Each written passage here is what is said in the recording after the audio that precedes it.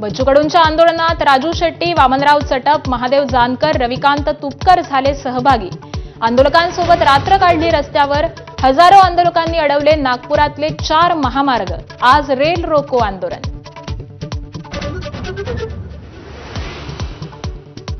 फलटणमधील महिला डॉक्टरचा मृत्यू गळफास घेतल्यानंच शवविच्छेदन अहवाल समोर, तर मुलीची हत्या झाल्याचा कुटुंबियांचा आरोप। सीडीआर रिपोर्टमधून नवे धागेदोरे मिळवण्याचा पोलिसांचा प्रयत्न। राज ठाकरेंना सोबत घेण्यावरून शरद पवारांच्या राष्ट्रवादीत 2 मतप्रवाह। राज ठाकरेंच्या बदलणाऱ्या भूमिकेचा फटका बसू शकतो। वरिष्ठ पदाधिकाऱ्यांनी शरद पवारांकडे भावना व्यक्त केली।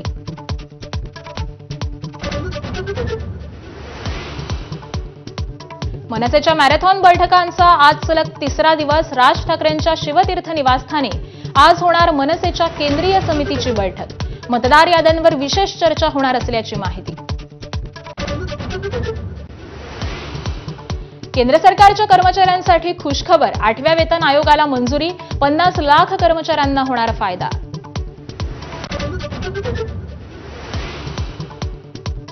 गेल्या 24 तासात सोनं 4,300 रुपयांनी तर चांदी 6,000 रुपयांनी स्वस्त।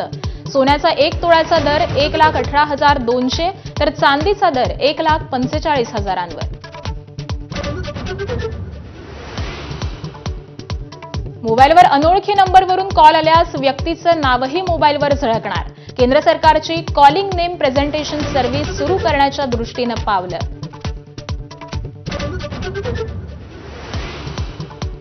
मोंथा चक्रीवादळाचे आंध्र प्रदेश आणि ओडिसाच्या समुद्र किनाऱ्यांवर थैमान।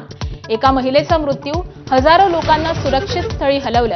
ताशी 100 किलोमीटर वेगानं वाहत आहेत वारे।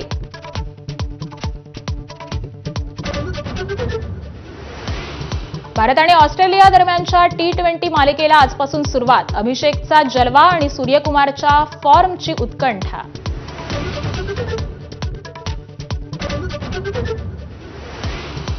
महिलांच्या वर्ल्ड कपमध्ये आज इंग्लंड आणि दक्षिण आफ्रिका यांच्यात पहिला उपांत्य सामना।